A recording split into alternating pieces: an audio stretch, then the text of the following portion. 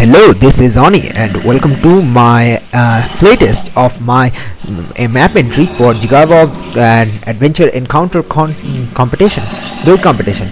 Now this is also my first attempt at post commentary because I'm seeing the video with the audio muted while on Vegas Pro, so it may be kinda awkward. And here is the starting gear, and you should probably press pause to read the signs, because the signs are an integral part of the story. Now here is the roadside restaurant. It's always advised to stop to read the signs, like pause the video now and read the signs. This video will be uploaded unlisted for Jigarbov to see and cross-check in case something goes wrong. This is also my application of the economy system, which I obviously use in my map, in my own map. Anyway, as you can see, room number 1 is inaccessible from the outside. Room number 2 we can enter, and read the signs please. Pause the video and read the signs. And after I think about 8th or 9th February, as soon as Jig's done with all the entries submitted, so I'll put this video as public and you can see. You can also give me feedback for how good the map is, because depending on that I may or may not release this map as a standalone, although technically I have allowed Jig to use it in a compilation map, but I think this map is cool enough, but only time will tell. This is a full playthrough with many parts sped up and for your enjoyment, and this is another version of the economy system for 2 gold for 1 item in the restaurant. As you can see, the sign said to visit the restaurant before going in. Read the signs please. Okay, so once we're done with the restaurant, we are going back into our home, and here is the storytelling bit. You should also remember the sign color code for the parts. And ooh, looky there, there's a lever under the mattress. Interesting. And Percy is gone. So the lever said, or the key rather said Robert, so we go into Robert's place. Unfortunately we have to kill the dog because otherwise it'll bite us. And you can place levers on endstone. That's one of the rules which will be in the email, because there's not enough space, as you saw. Now here I made a typo. Instead of saying red, C's turned all red, I wrote read. Now I have corrected it in one schematic, but I will send Jig both schematics and I'll tell him what the deal is. So if he should always try the original schematic first, because I don't know if anything despawns, because that has happened sometimes but not all the times. And yes, all the jumps in this map are possible. We have to jump to the roof, and I tried to make this jump fairly non-obvious unless you actually get up here. So first you have to use the light posts, the trees, to get on top of this roof, and I tried to make it blend into the environment inspired by obviously Jigarbov's Irona Mansion Adventure, where you jump from tree to tree. Here you have a jukebox, so you can play whichever music you like. Now the manager doesn't have any coins up there, gold nuggets up there, because he keeps it down here. Read the signs whenever you find them. They tell an integral part of the story. A storytelling bit is the most important part of this map. Storytelling, and the mob fighting is another integral part, but it is secondary to storytelling, because that is how the story goes. If the story didn't have any mobs, then there wouldn't be any. Now this here is an extreme shout out to Nirgo Bunny, who amazingly helped me with the villager schematics, because you cannot spawn the different colors of villagers. So he gave me the MC Edit schematics for that, and I wanted to thank him for that from the very start. So here is a major shout out. Nirgal helped me in real life. Admiral Nirgal helps me in game, very much so. He gives us all his equipment and stuff, and seriously, without his equipment, I mean, this map is pretty hard. Also, another thing, this map is recommended difficulty is easy, because even on easy this map is fairly difficult, and there are cave spiders which will make easy part a little bit easier, because they don't poison you in easy mode. So yeah, but in case you are playing in this on normal, there are the milk buckets to help you. Now this is one of the hardest jumps in Minecraft. 4 ahead, half up, but I made it luckily on the first try, amazingly. In the previous recording attempts I never got this. Now we're using the Bane of Arthropods enchanted sword to kill the spiders. I hope the video isn't too dark at this point. If I don't think it is. I think it's fairly, I think the YouTube, I don't know, I guess we'll see. No, I think you can manage. This is fairly basically a dev commentary, kind of like that. I don't know if you'd like me to do like a. Also, you can break cobwebs. That's part of the rules, obviously. Now here you get gunpowder. You can use the melons as food, or also turn them into glistening melons and use them to brew insta health potions.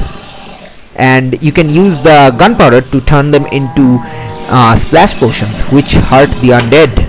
In case you don't know, it hurts them. And here is where the mob fighting begins. We enter the dungeon through the spider room, room number 3, and see, even on easy there is a lot of mobs, even on easy. Now here, after conquering this first spawner, we go back and look at the signs. The door's open. Again, in case you don't remember, please pause the video and read the signs. I'll wait. I'll obviously wait. Now, I've noticed that skeletons never spawn in this room, which is lucky for you, obviously. Read the signs. Here is another major shout out to Jig himself for this contest, making this contest and inspiring me to actually get some of the ideas out of my head. The next room will be loaded with zombies and skellies, amazingly. So, because there's a zombie spawner there and skellies tend to spawn in this room. Somehow Fraps kinda messed up, but I got all the footage, so I thought I kinda missed it, so that's why I looked back. Here is the basic story of this dungeon, why this dungeon is here, and here is the player's response.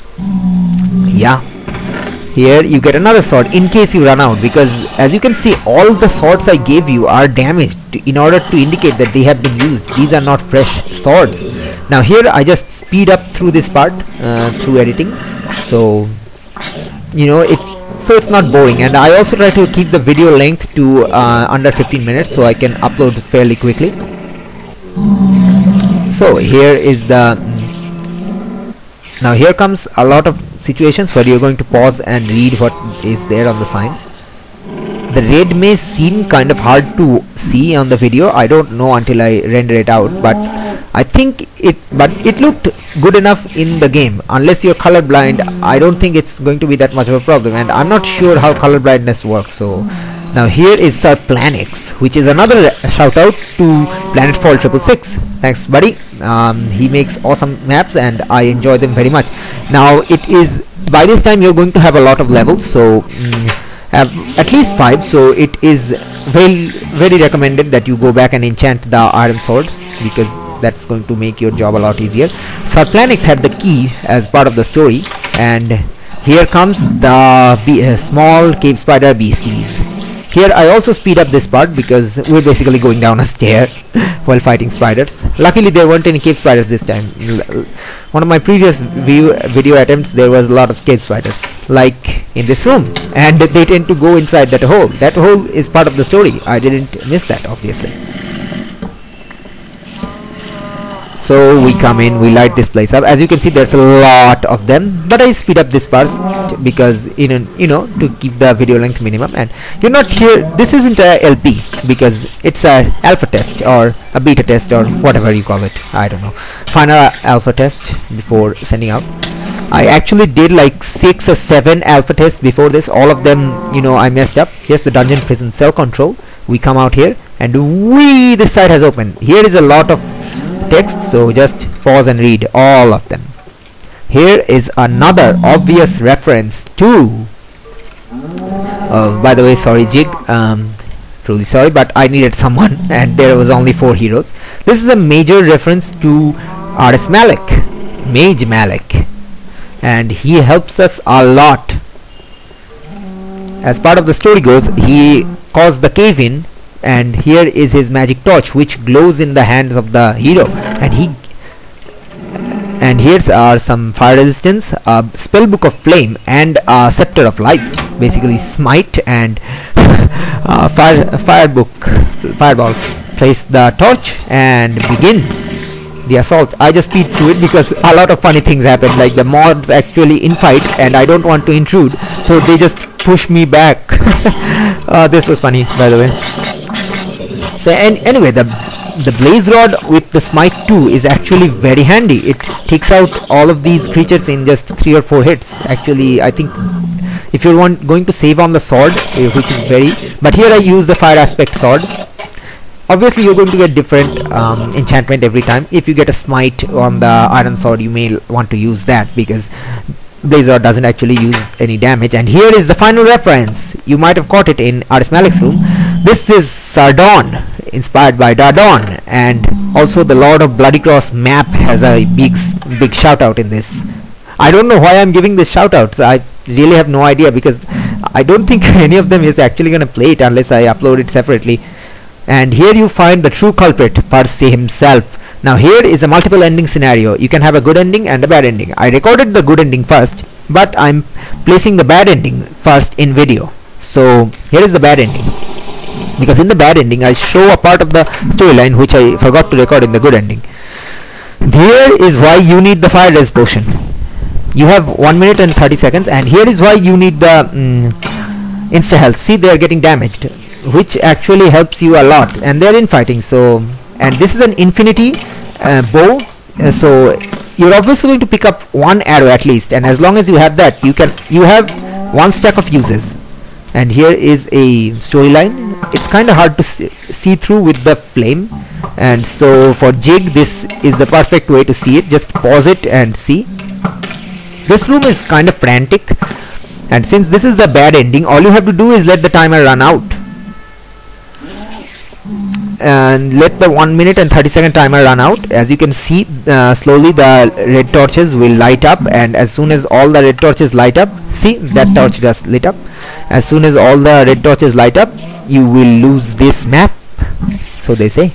So we wait and we wait, and there goes the final red torch, and here comes the ending scenario where Cthulhu talks to us from his nether realm, and he is coming through.